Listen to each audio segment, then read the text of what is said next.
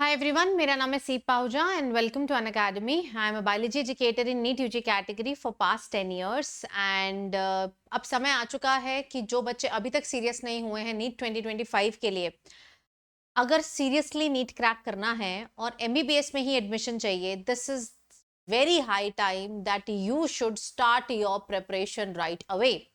आज मैं आपके साथ डिस्कस करने वाली हूँ इस वीडियो में कि अगले 9 महीने आपका पूरा प्लान क्या होना चाहिए, आप कौन सी किताबों को फॉलो करें, किस तरीके से हम इतने कम समय में 72 के 72 चैप्टर्स कर सकते हैं। वैसे तो ये जर्नी काफी लंबी है, लेकिन अब आपको हार्ड वर्क से ज्यादा थोड़े स्मार्ट वर्क की जरूरत है। कैसे कैसे आप कौन सी किताबें देखें, क्या टाइम टेबल फॉलो करें, क्या रूटीन फॉलो करें, क्या सिलेबस है, किस तरीके से आगे बढ़े, ये सारी चीजें हम आज के वीडियो में जानने वाले हैं। So let us start.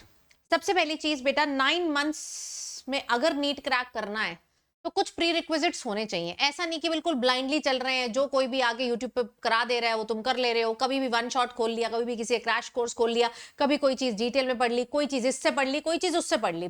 ऐसे काम नहीं चलेगा।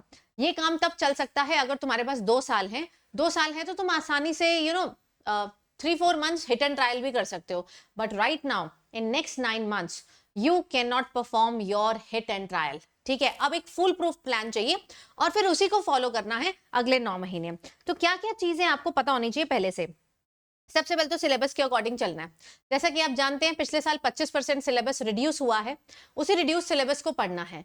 अभी के लिए कोई नया सिलेबस नई एजेंसी के द्वारा नहीं आया है और हमें नहीं पता कि अगले साल पेपर एनटीए कंडक्ट करेगी या कोई और करेगा। आप जानते हैं इस साल इतने बड़े स्कैम के चक्कर में एनटीए हो सकता है रिप्लेस हो जाए या उसके जो ऑफिशियल्स है वो रिप्लेस हो जाए, वो कोई नई चीज डिसाइड करें। हमें नहीं पता बेटा जी क्या होने वाला है। हमें बस इतना पता है कि अभी के लिए जो इन्फॉर्मेशन अवेलेबल है, हमें पिछले साल वाला जो सिलेबस दिया था वो फॉलो करना है। अब वो इसको बढ़ा दें कम कर दें ये हमें अक्टूबर नवंबर में ही पता चलेगा, तो तब तक तो हमें यही करना पड़ेगा। दूसरी चीज बेटा जी, आपको पता होना चाहिए कि मेरा क्या ऑर्डर रहने वाला है, मैं किससे पढ़ने वाला हूं, मैं कौन सी किताबें खरीदूं, कौन सी किताबें ना खरीदूं। क्योंकि ये सारी चीजें आप दिसंबर में जाकर जनवरी में जाकर नहीं कर सकते, क्योंकि 3 महीने में, लास्ट के 3 महीने में सिर्फ रिविजन होती है, सिलेबस नहीं होता है। सिलेबस अगर तरीके से करना है, और मैं आपको बता दूं इस बारी चीजें थोड़ी डिटेल्ड करनी पड़ेंगी, चाहे सिलेबस कम हो जाए बट लिटिल बिट डिटेल्ड आपको जाना पड़ेगा, क्योंकि paper will not be easy. ठीक है, इस बारी जो इजी पेपर पे इतना बवाल हुआ है, इतनी हाई कट ऑफ चली गई है, अब रीजन उसका इजी पेपर था या कुछ और था, ये तो हमें सुप्रीम कोर्ट की जजमेंट के बाद ही पता चलेगा। जो भी आता है वो हमें मानना पड़ेगा, है ना। हम यहाँ पे फाइट नहीं कर सकते, हम ये नहीं बोल सकते कि यहाँ ये हुआ था, यहाँ ये हुआ था, वो देख नहीं रहे, वो नहीं देख रहे। वी हैव टू बिलीव कि यार अगले साल पेपर आसान नहीं आने वाला है, अगला साल टफ साल होने वाला है, जिसमें बहुत मेहनत लगने वाली है आप सबकी। अगले साल में कॉन्सेप्चुअल चीजें ज्यादा आने वाली है। यानी कि पिछले साल शायद तुम वन शॉट क्रैश कोर्स लगा के कर जाते थे, लेकिन इस साल वन शॉट वाला जमाना, सिर्फ वन शॉट वाला जमाना नहीं होगा। हाँ, जिसने डिटेल पढ़ा हुआ है उसके लिए बहुत बढ़िया चीज है। जिसने जिसने तरीके से पहले एक बार सारे चैप्टर्स कर लिए हैं वो क्रैश कोर्स से करे, बहुत अच्छी चीज है। तो आपको पता होना चाहिए कि यार मैं कहाँ से कैसे पढ़ने वाला हूँ, मैं कौन सी किताब खरीदूंगा, मेरा रूटीन क्या होने वाला है और मेरा टाइम टेबल क्या होने वाला है। ये सारी चीजें आपको पहले से पता होनी चाहिए, तब जाकर आप एक तरीके से प्रेपरेशन जो है वो स्टार्ट कर पाओगे। तो सबसे पहले तो ये रियलाइज करो कि तुम्हारे पास समय कितना है। जुलाई चला गया, जुलाई को काउंट नहीं करते। अगस्त से लेकर मई तक का समय, एक्सपेक्टेड डेट बेटा मई में है आपकी 4 मई, यानी कि मई का समय तो है ही नहीं।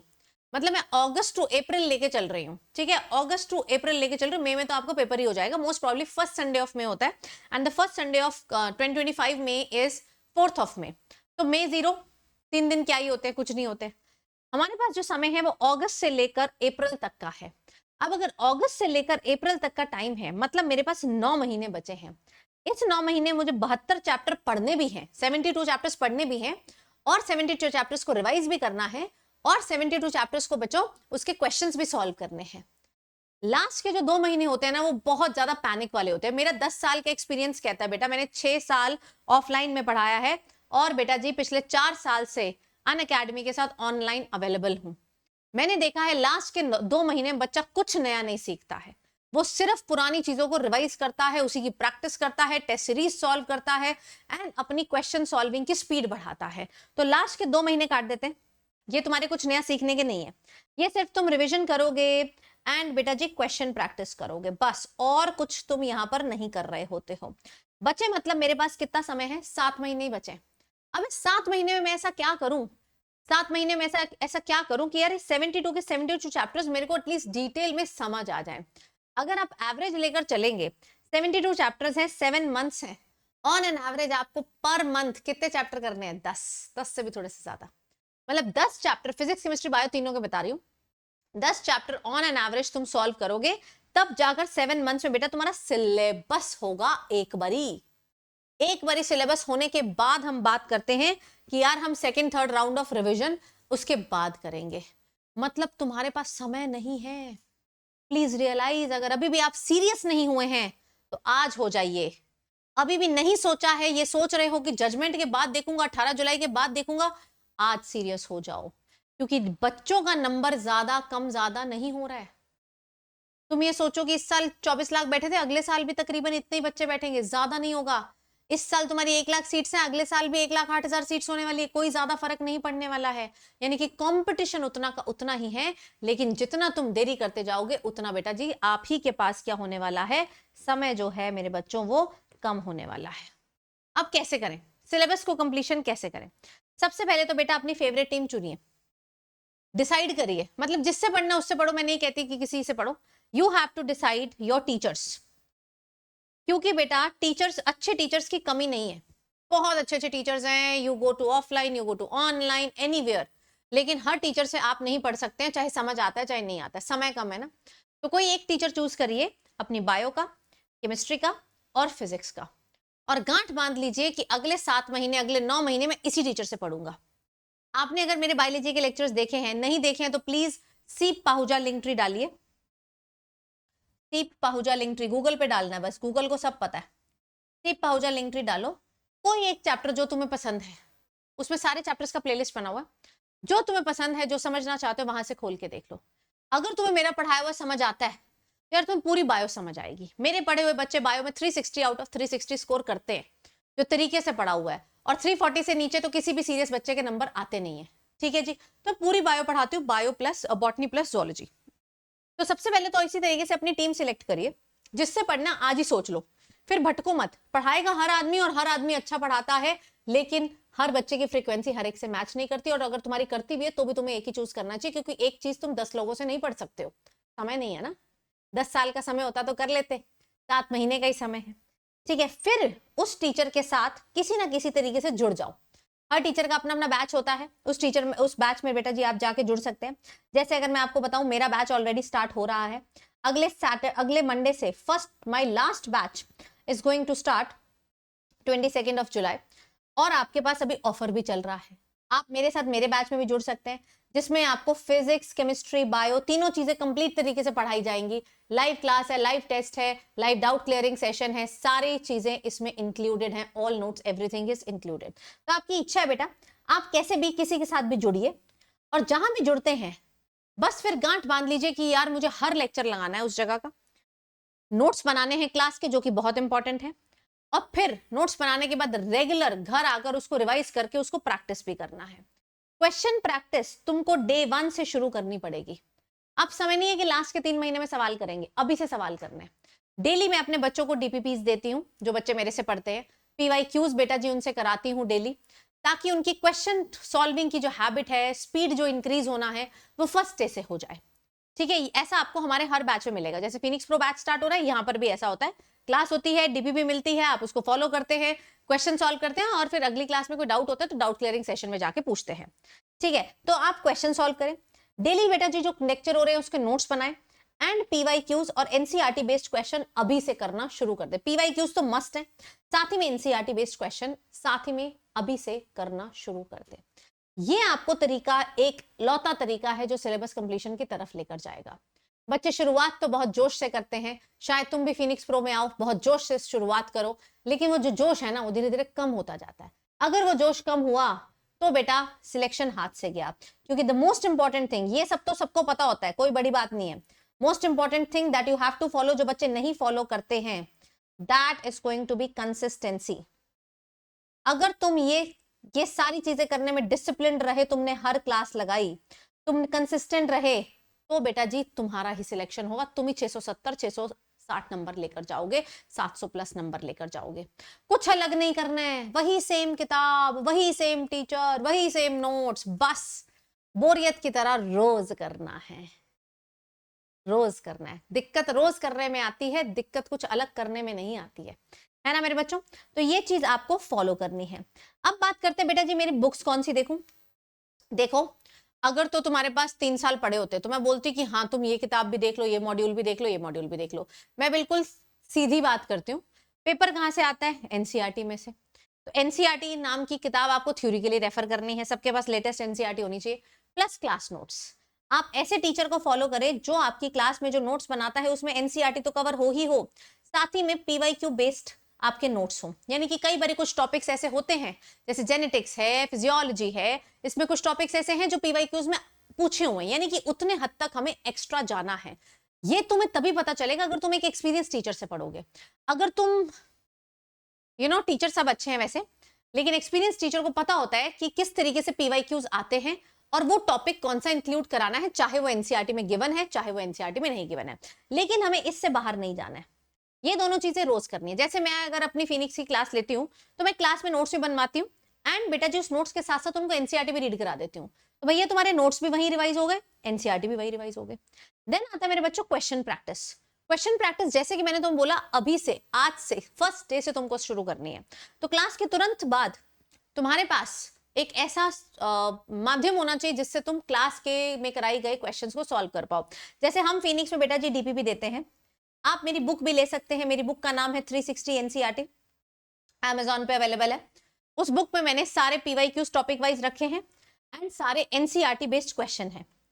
ठीक है, इसमें आपको पीवाईक्यूज मिल जाएंगे और एनसीईआरटी बेस्ड सारे क्वेश्चन, स्टेटमेंट बेस्ड क्वेश्चन अलग हैं, मैच द फॉलोइंग अलग हैं, एजर्शन रीजन अलग हैं, आपके इवेंट बेस्ड अलग हैं, न्यूमेरिकल बेस्ड अलग हैं, फिल इन द ब्लैंक अलग है। सब कुछ मैंने सेग्रीगेट करके हर चैप्टर में रखा है।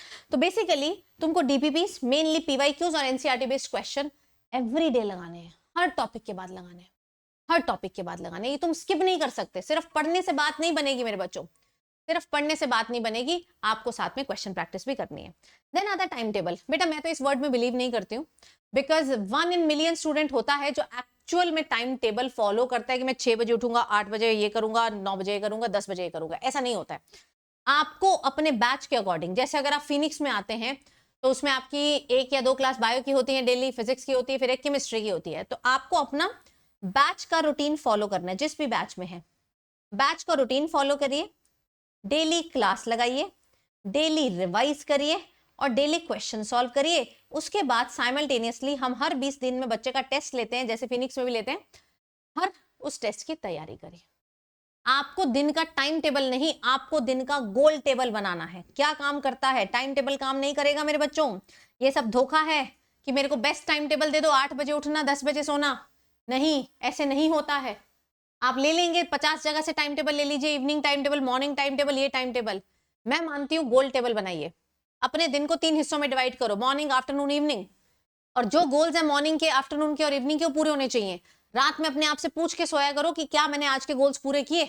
बस गोल्स पूरे हुए, तुम्हारा टाइम टेबल पूरा। एंड बस एक चीज याद रखनी है, 24 घंटे में से आपको मेक श्योर करना है कि आप 8 आवर्स का स्लीप जरूर लें। That's it. आपकी नींद पूरी होनी चाहिए, 7 to 8 आवर्स ऑफ स्लीप लें और इसके अलावा आपको कुछ भी नहीं चाहिए। डीबीबीस के लिए बहुत बच्चे पूछते हैं, पीवाईक्यूज के लिए बहुत बच्चे पूछते हैं। आप मेरे टेलीग्राम ज्वाइन कर सकते हैं। टेलीग्राम मेरे ही नाम से, सीप पाहुजा बायोलॉजी ऑफिशियल। वहां पे ऑलरेडी बहुत सारे डीपीपी शॉर्ट नोट्स पड़े हैं। ठीक है, सीप पाहुजा बायोलॉजी ऑफिशियल। 3,70,000 से 80 ज्यादा बच्चे हैं, उसी को ज्वाइन करिएगा। आप वहां से भी चेकआउट कर सकते हैं कि किस लेवल के सवाल जो है वो पूछे जाते हैं। तो ये बात होगी मेरे बच्चों बुक्स की, टाइम टेबल की, और आपको किस तरीके से इसको फॉलो करना है। क्वेश्चन ये नहीं है कि बच्चे डिजर्विंग नहीं है।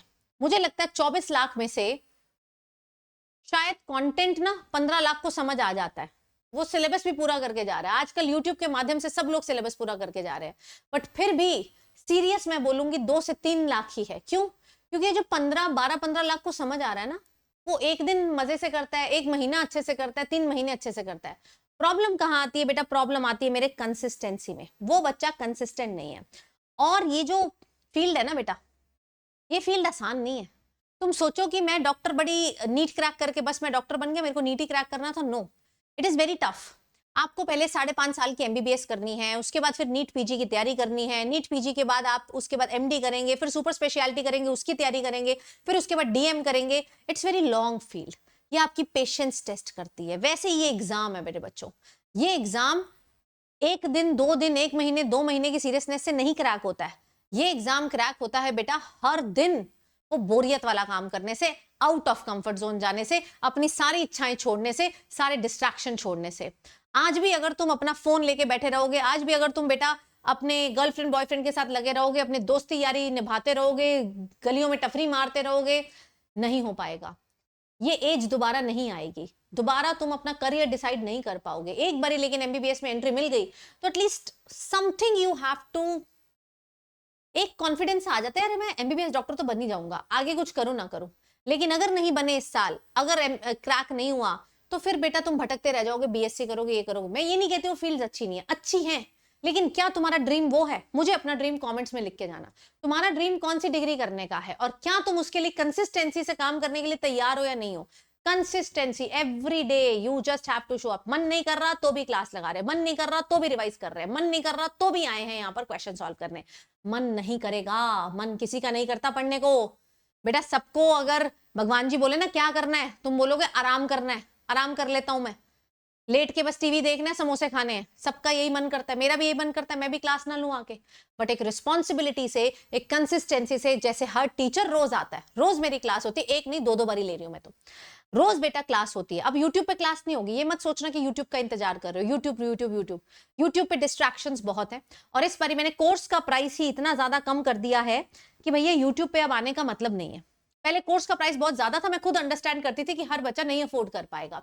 बट अब मैंने टीम से रिक्वेस्ट कर करके कोर्स का प्राइस बहुत हद तक अफोर्डेबल बना दिया है, 5499 बना दिया है। इसीलिए अब मेरा आपको कोई बैच डिटेल्ड वाला यूट्यूब पे इस साल नहीं दिखेगा। मेरा बैच बेटा जी आएगा, क्रैश कोर्स कर लेना मेरे से आके, वन शॉट पढ़ लेना आके, लेकिन अकेले वन शॉट से सिलेक्शन नहीं होता है। डिटेल्ड पढ़ा होगा तो वन शॉट से सिलेक्शन होगा। Only one shot can not help you. अगर ऐसा ही होता तो ये जर्नी 2 साल की ना होती ना, फिर तो 6 महीने की कर देते, 4 महीने की कर देते, मैं तो 1 महीने की कर दूं, है ना, 1 महीने में हम लोग सिलेबस करा देते।